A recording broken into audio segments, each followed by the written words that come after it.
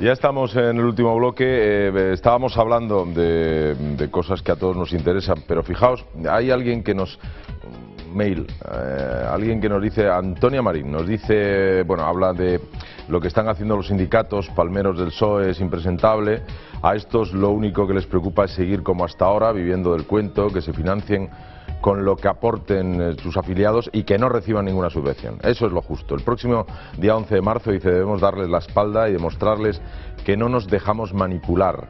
Lo de la protesta por la reforma laboral es una excusa. La realidad es que no aceptan los resultados de las elecciones. Vaya demócratas, nos dicen. Yo sé que queríais aportar, Antonio, Pedro. Hombre, yo en el tema de la reforma laboral y de la calle, sí quiero decir una cosa. A mí me parece que la democracia liberal, que es la única democracia que existe, no hay otra. Las democracias reales de la Unión Soviética y de Checoslovaquia pasaron a mejor vida porque no eran democracias sino dictaduras.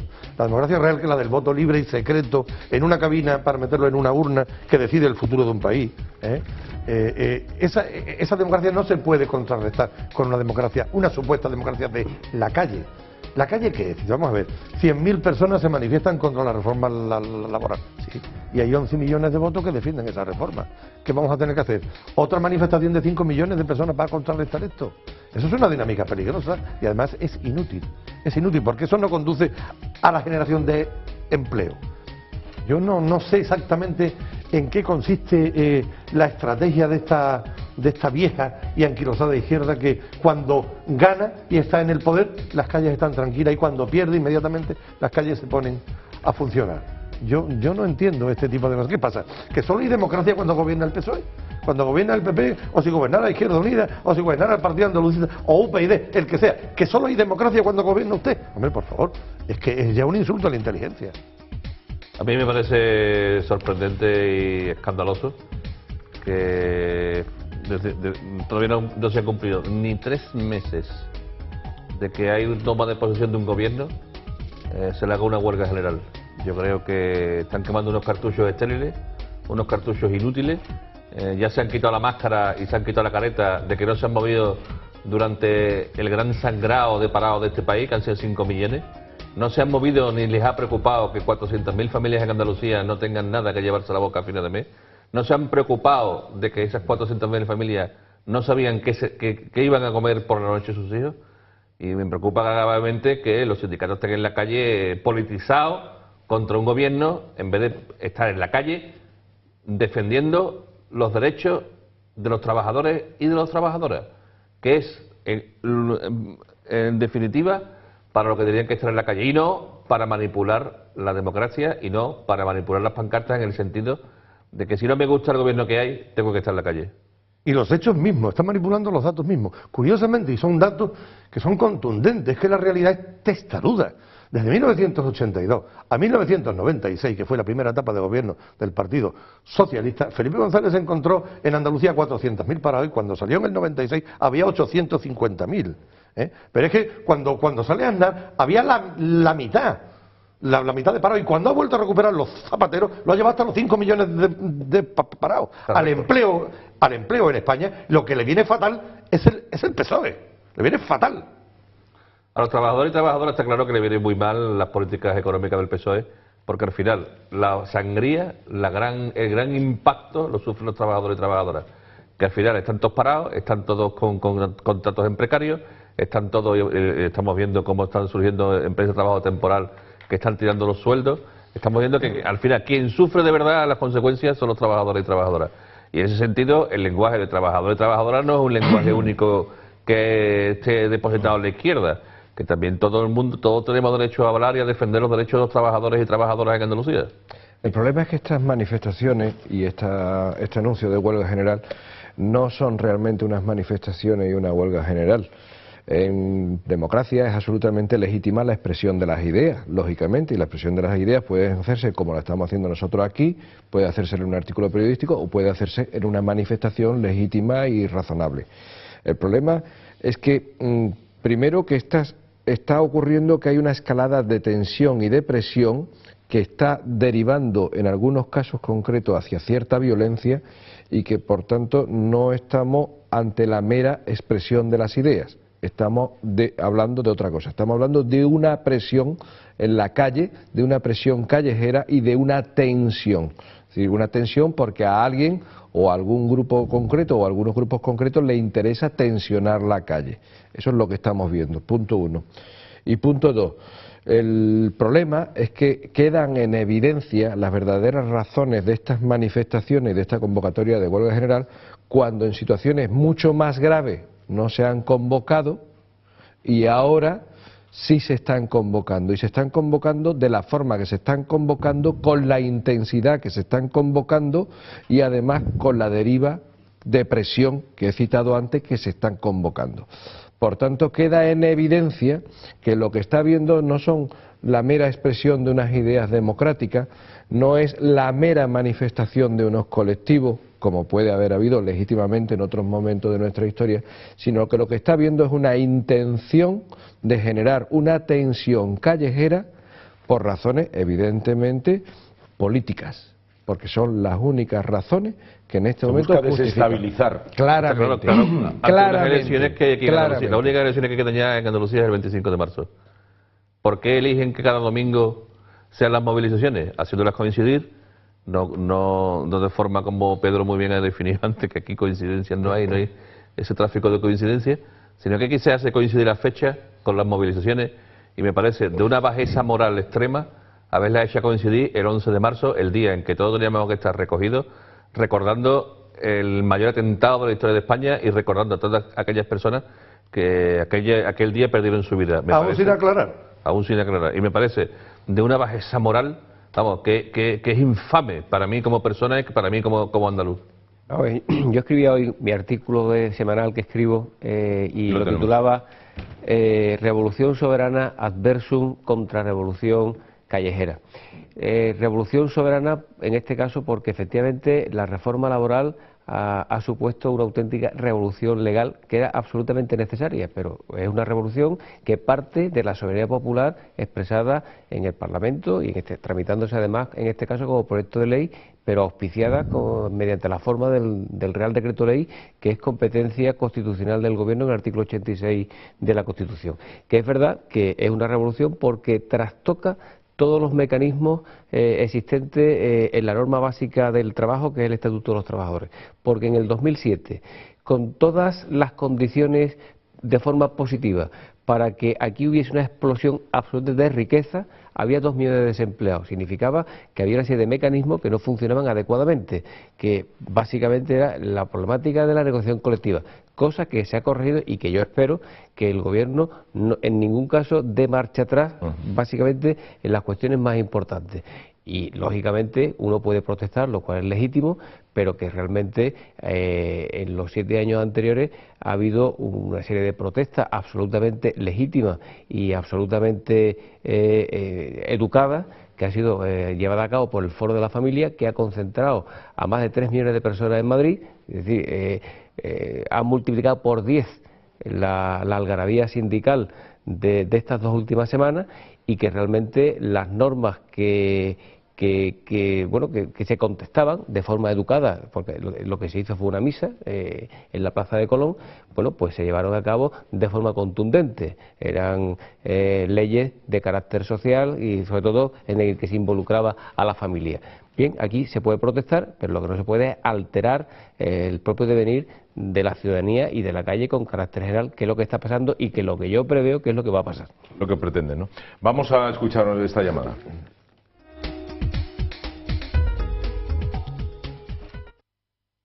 ¿La tenemos? Bueno, esto va para el señor Agustín Bravo y a los contertulios. En primer caso quiero felicitarlos por estos programas que nos abren un poquitín los ojos a todos los andaluces. Estás hablando referente al lobby que han montado los sindicatos, al cual le dejan 10.000 millones al año de beneficio. Si estos lobbies que tienen montados vuestros negocios no son legales, el por qué no expropian los 10.000 millones y harían la vida de los andaluces o de los españoles un poquitín más liviana. Muchas gracias. Lo escucho bien, no. Sí, Sí, lo que está está diciendo es refiriéndose que a hay la un lobby información empresarial. exacto, de la información que salió Que obtienen la semana 10.000 anterior, millones.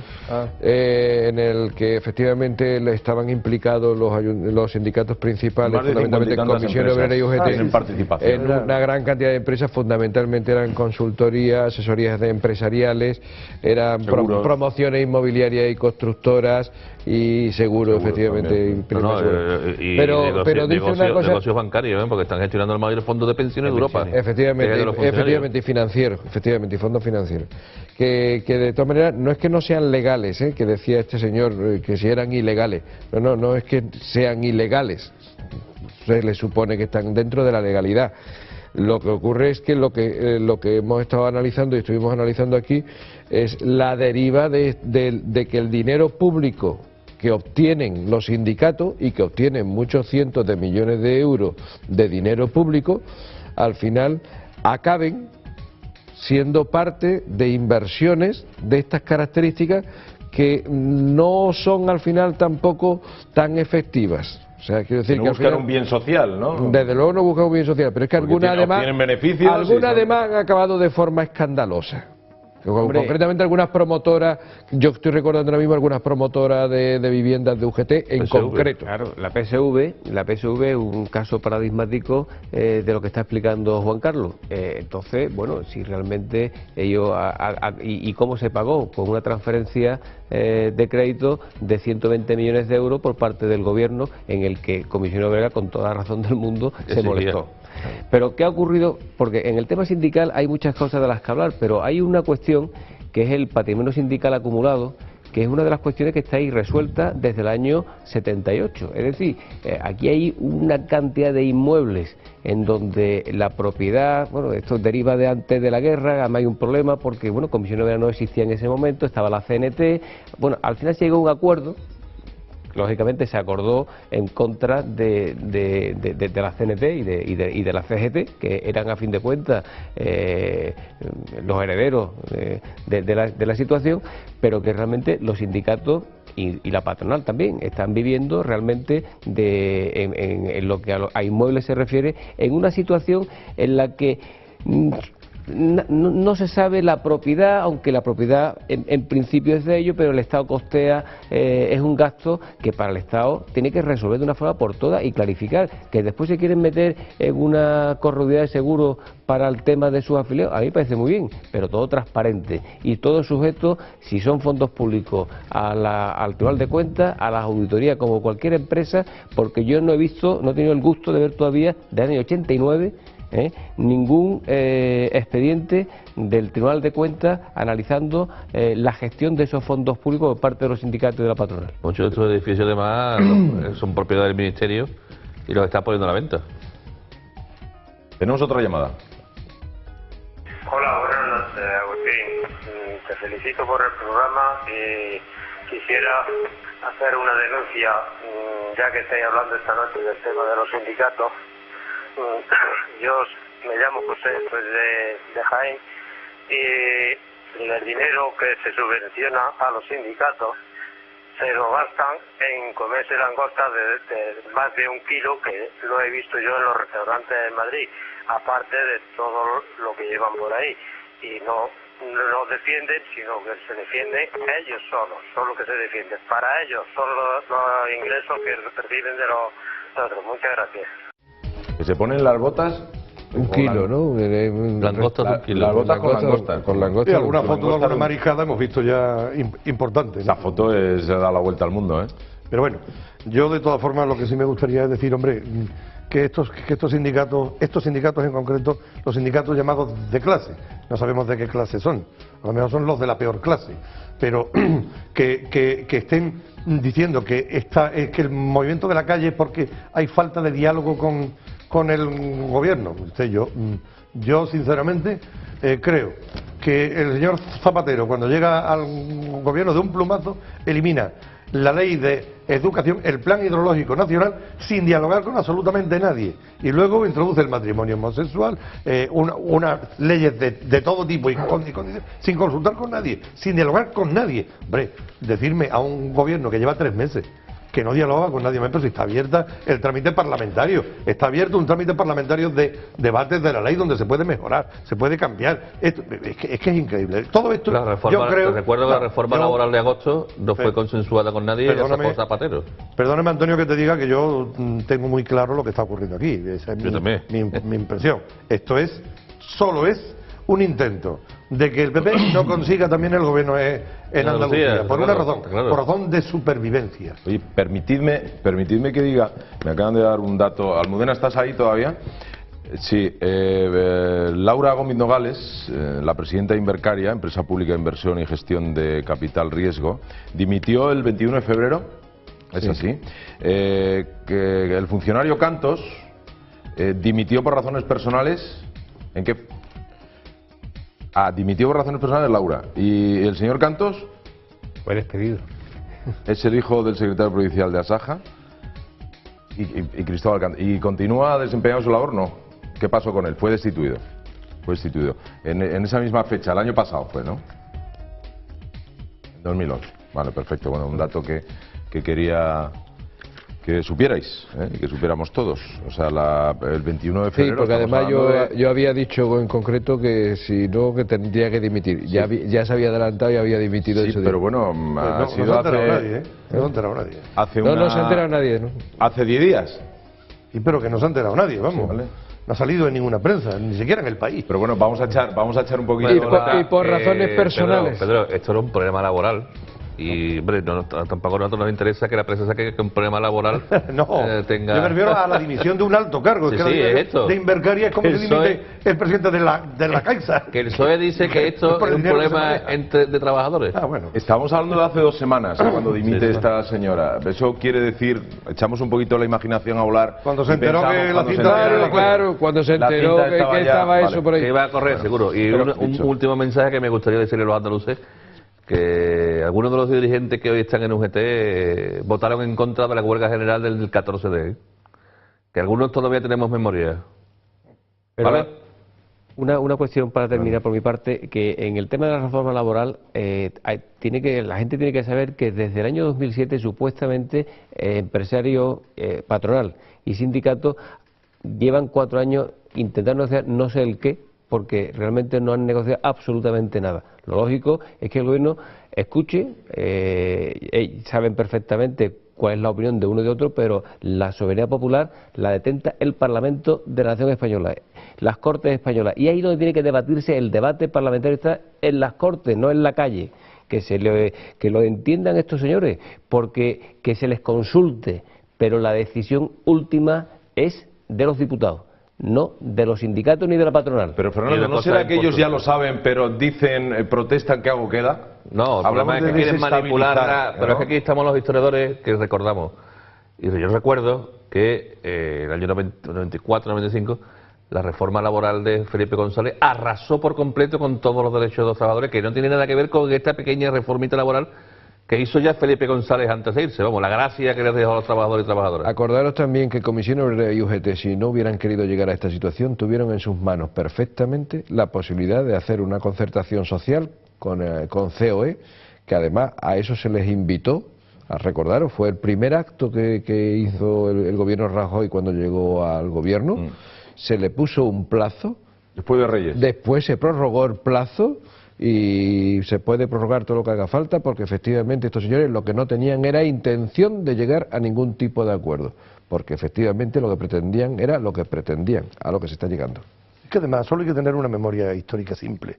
En el año 96 se produce un primer intento de reforma laboral en el que sí participaron los sindicatos con el PP, y con la patronal. Y como consecuencia de aquella reforma que fue tímida y que se redujo la indemnización por despido improcedente de 45 a 33 días en casos excepcionales y tal, y se formalizó un tipo de contrato a 33 días, aquello subió, el empleo subió como la espuma, pero si ya lo saben.